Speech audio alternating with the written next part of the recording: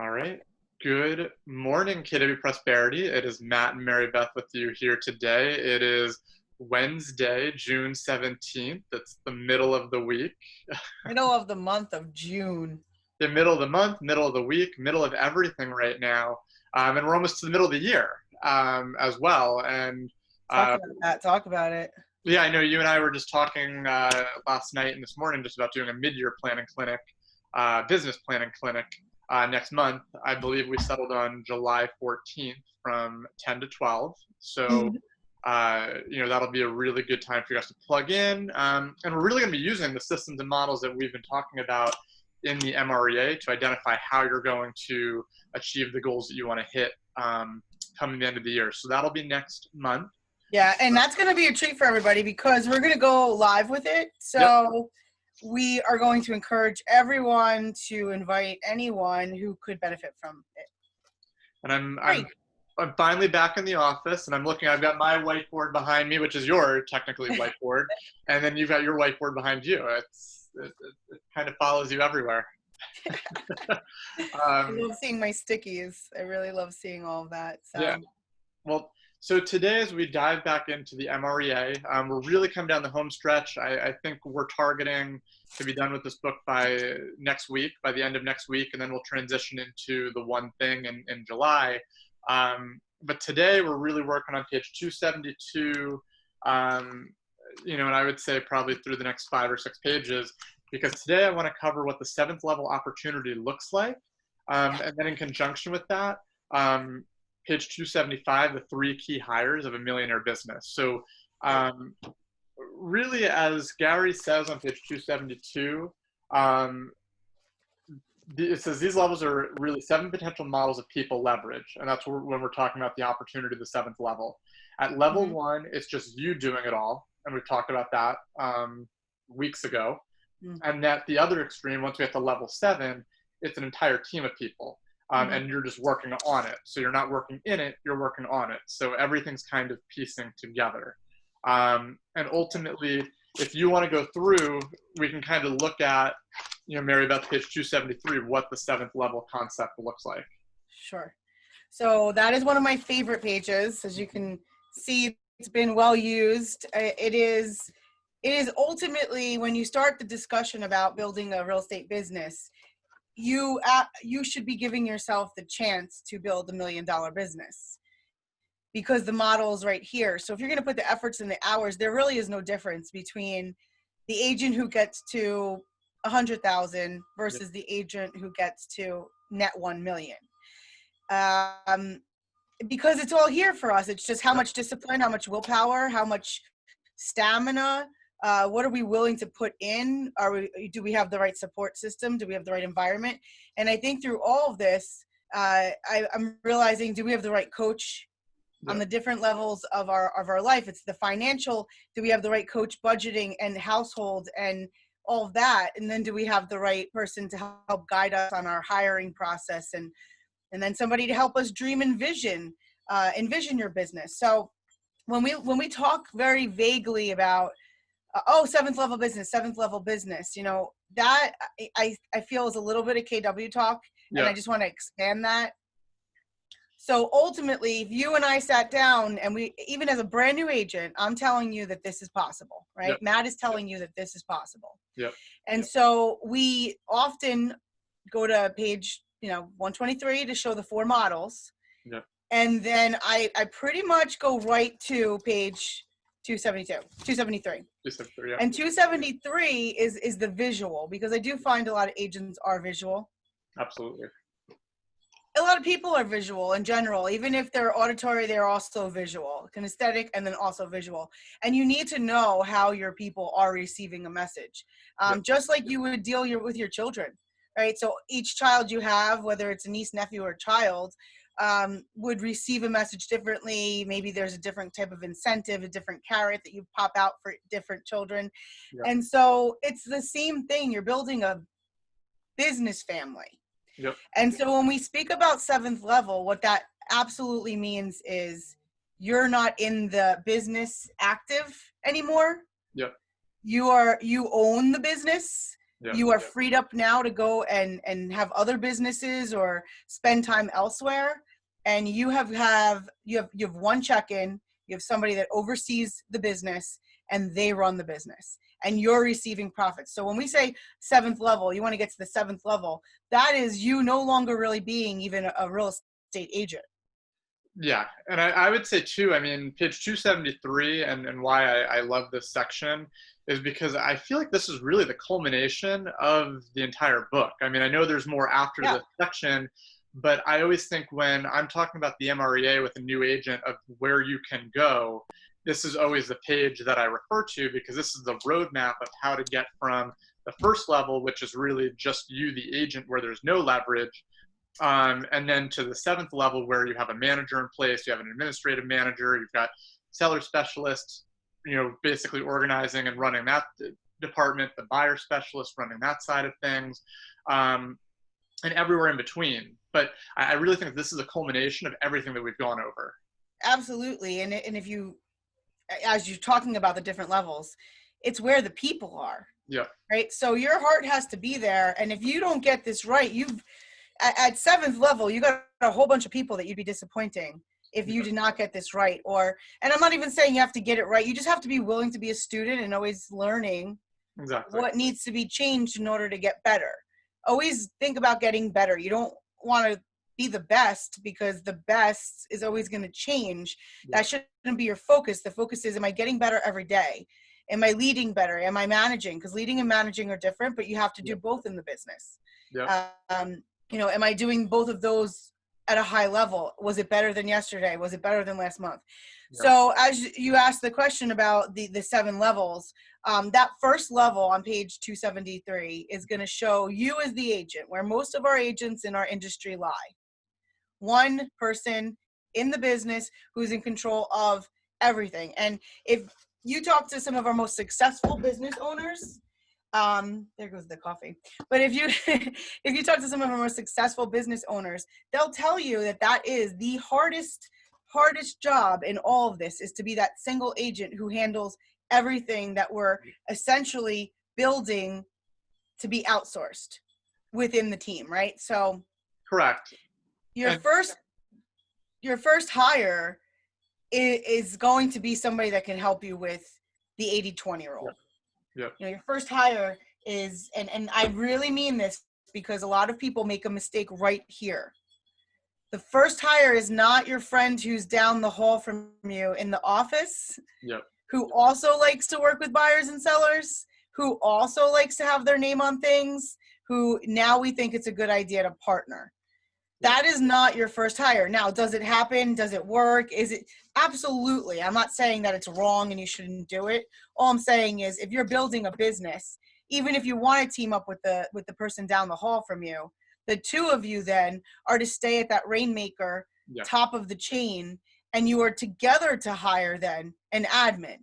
Yeah. And so that first hire is an admin, and that first hire is, you're going to mess up on it. You are absolutely, if you lucked out and you got the best ever, awesome. Yeah. I rarely see that, number one. And number two is, what happens is our industry and our world is changing so fast that the person you hired today to be your one admin, which is going to cover transaction management, client management, and marketing for you.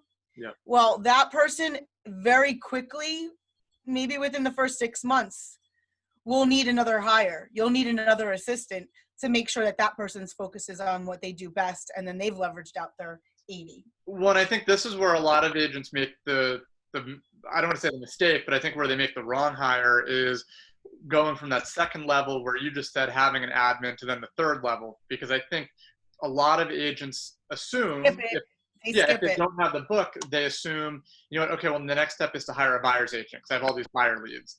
But the reality is you need to hire another admin first before you then get into the buyer specialist phase, which is actually the fourth level. And I would tell you what happens is, all right, so you're feeling really good. You got an admin working for you. You're freed up. You got more deals coming on now because you're out there lead generating. You actually have a second to talk to the neighbors that are around the new listing that you just took, because somebody is back at the home front, scheduling your appointments for the weekend and getting those market reports out, right? Yeah. What happens is you look at the next time, now you're spending money. You're actually paying the assistant $10, $15, $20 an hour in incentives. You pay for talent. So I would never say you shouldn't pay for at least 20 to even 25. Yep. Now you got that expense. Now you look at it and you say, the pain of paying a second admin, I don't know, the business isn't there yet.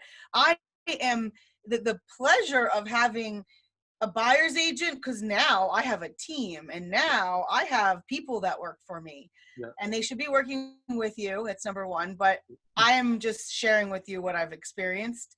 And that's typically where an agent's mind goes. It's like, do I really have to get a second admin? Now I'm going to share with you that second admin does not need to be a full-time admin. Correct. That second admin could be just 10 hours a week. That takes the social media marketing off of your main admin. Well, and I look at it as you're almost going in 90-day increments. You know, as you hire the first hire, so you hire talent, you hire capacity talent, you let that person go through the 30, 60, 90-day, you know, process. While they're in the 30, 60, 90-day, though, you should be already thinking about and looking at who that second admin is and that next hire, because once you hire the first one, they go through 30, 60, 90, you hire the next one, 30, 60, 90, and then while you're doing that, you're then hiring the buyer's agent. So really you're doing 90 days, 90 days, 90 days to go from you as an individual agent to admin 1, admin 2, buyer agent. Yeah, which that takes you to level 4. Yep. Right, so that is the appropriate way. And Matt, you are correct. You could do it in 1 year. Yep. If you do it right, you'll do it in 1 year. If you do it wrong, you'll be constantly recycling admins or buyer agents, or just not. I promise you that's what will happen. And I don't want that to happen. And that's why we're doing this series. And that's why we're sharing our 2 cents even on some of these topics, going deep. What I'll say is your admin is going to be, you want that person to eventually be somebody that is almost like your boss. Yeah. Right? They're going to keep your schedule for you. They're going to control your database, tell you who you have to actually call. Because from that admin control center, they could be doing all the electronic touches, and then all you're left with is the face-to-face, belly-belly, nose-to-nose, and the pick up the phone and let's hear your voice. Well, and what's kind of cool right now, or to look at it this way, is your first hire could end up being, when we're looking at the 7th level, that could be your manager. I mean, and the person leading. It could. You know, it may not be, but it's something that you always have to take every hire very seriously, because you don't know where that's going to go. Yeah. Well, I want to go back for a second, because when I was saying that the agent typically avoids the pain of paying a second admin, I assure you the pain of now losing a friend because you're splitting business and, well, Matt's not pulling his weight. Well, I'm bringing in all the listings and we're splitting them. I shouldn't be paying. The pain of that conversation a few months later, or the resentment that builds, and I'm just giving you some real life examples. I've seen it, right? That is way greater than the pain of saying, all right, should I just push on the admin that I have? Maybe she's or he is not doing everything that they're capable of. Maybe it's my fault because I haven't guided them or given them the tools or the vision. Or 2 is I have to think about pay now, and I'm going to be able to get the right hire into that buyer's agent position, because I'm going to have so much value for that buyer's agent to work with me. Now, that is the goal. The goal is that you're going to hire people into your team, your sales force, because you have value to offer them. Not only because you're the best in the neighborhood or you've been in the market for 20 years. That is a great start. But the truth is that people don't stay with you unless you are truly in tune with what they are looking for out of life, not out of business. When you can really be the answer to some people in that, look, I want to be on your team because I don't want to have to pay for this, pay for that, the marketing, do this, do that. Like, I'd rather get a portion of the check and you handle that. So rainmakers, hear me when I say your core admin has to be on point to attract super talent to your team. And one other thing Matt kind of went into, which was the 30, 60, 90. Yeah. We do have an opportunity. I know that they're starting to put the virtual classes out for career visioning. Yeah. We spoke about this a few weeks ago when we were talking about finding talent. Yeah. One thing that happened through a conversation with Bill and Ron is the story of how Ron and Bill worked together for a little while, and then they came back together in this amazing business opportunity of KW Prosperity and building the Boswell IOSA group. Yeah. But there were a bunch of years that there was not, they were not together. And so that's where you're shelving talent. Like, I know I want to get into business with this person, but maybe I'm not ready for that yet. Yeah. You should always be looking for talent. So if maybe it's somebody, maybe it's your niece that you're like, man, that kid is smart. She's fast on the computer. She for 16 years old. Wow. Right. Maybe that person, you start pouring into that a little bit now. And when she's 18, you put her into a position inside of your business. Yeah. But when Matt's talking about the 30, 60, 90 is you're going to hire slow. It's going to take you a while to make the decision once you have identified your candidates. Once you get them in the place, you're going to monitor their results and behaviors and activities fast. It's going to be the first 30 days, the next 30 days, and then the last 30 days of 90. Yep. And they should be self-managed, and they should be earning their income for you in deals because you got freed up to do that, and then some. Yeah, absolutely. Well, and I think just echoing what you said, and I think this speaks to something on page 276 and 277, because you're talking about really once you have people in your world, making sure that you're aware of their individual goals and where they see themselves, but then that they're also hitting the company goals. So on page 276 and 277, once you hire your key people, you want to make sure you create a 5-year plan, or really a 5-year commitment, where you're creating a nice big vision that they buy into and that they see where they can grow into. And then twofold, when you're in the 7th level aspect, and we'll talk a little bit more about that in a minute, when you're working on your business, not in your business, you need to really make sure you're meeting weekly with your 3 key hires. And those hires are the lead listing specialist, the marketing and administrative manager, and then the lead buyer specialist. So those are the 3 people that you need to really focus on. And then, as it says on page 277, you're holding weekly meetings with those people to then make sure that they're aligned and that they're hitting the company goal, but then also their individual goal for themselves, and being in tune with that. Yeah.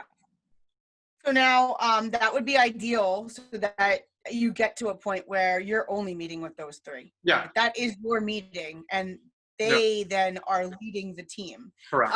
At that point, you've at least got into level 6, level 5, level 6. And a lot of agents stay at level 5 and level 6.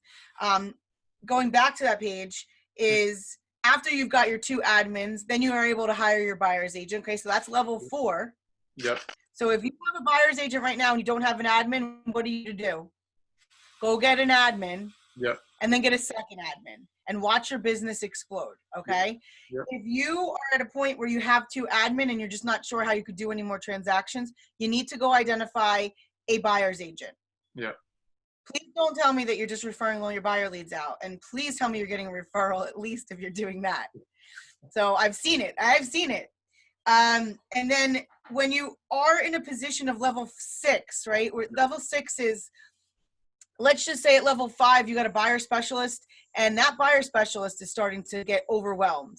Yep. That buyer specialist can go put a show agent in place. Yep. They could get a little leverage. They don't have to go a whole second buyer's agent. So there's a little bit of creativity and analysis that we could do, like where if your business is there. But then what happens is there's so many buyers happening. You're the listing agent, and you're missing some opportunities because 40% of buyers have a place to sell. Yep. So you're not capturing maybe the listings. That's when you need to go identify yourself a listing agent. And it's not going to be somebody that is exactly like you. Okay. Yeah. A listing agent, a listing specialist is someone who just wants to go get the paperwork signed, present, close, nothing else. So if you don't have an admin team, there's no way you're going to attract a listing specialist. Yep. We're pulling this apart and like looking at the business a whole different way for a lot of you. And yet this is truly how you build a solid business, where it's a machine and there's processes and systems, so that when you do pull people out to go to the next level, because like Matt's saying, if you've built a world big enough, that lead buyer specialist maybe becomes a seller specialist because that was their goal. Well, you better have some talent behind that buyer specialist to rise up to take that position. So you're in a really big role when you start to build a team, because you have a lot of people depending on you. Absolutely. And as we really kind of close out this chapter, when we're looking at page 278, where it says hiring, it says, once you've hired that first person, your first admin, don't just rely on them to hire the other, the listing specialist, buyer specialist, or wherever you are. It says, don't be lulled into passivity by the magnificence of your first primary hire. You must be actively involved in the hiring of the other two and make absolutely sure they are right for the job. So you really need to make sure that your core trifecta of people is who you want it to be, and that you've gone through career visioning and you've done all of that, because that's the only way that you're going to get from level 6 to level 7. And two things could have just happened there. You could have said, I would never have my admin hire for me. Yep.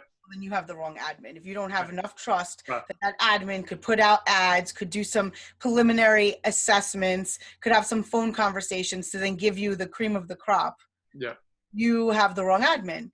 On the other hand, if you're like, oh, my admin would do that and I'm not part of that process, well, you're susceptible to losing your business, because you do need to have a pulse.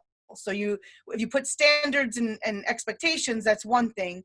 But when you're bringing people into your business, it's your job as that rainmaker to, what it's saying here, get in tune with your people and know what they're So even if it's the show agent that the buyer's agent is hiring, you still want to meet them and pour into them so that they see the value of working inside of your organization. Exactly. And I think that's a good place to stop for today. Tomorrow we'll continue on the bottom of page 278, which is the fourth challenge of a Receive a Million agent, which will be your role and responsibilities in that world. So we'll finish up Receive a Million tomorrow. And then next week, I think we'll probably be able to finish the book, on middle of next week, and then we'll move on to the one thing. Amazing. Can't believe it. That was a joy. I love it. All right. Thanks, Mary Beth. I will definitely talk to you later, and we'll see you all tomorrow. All right. Bye, guys. Bye.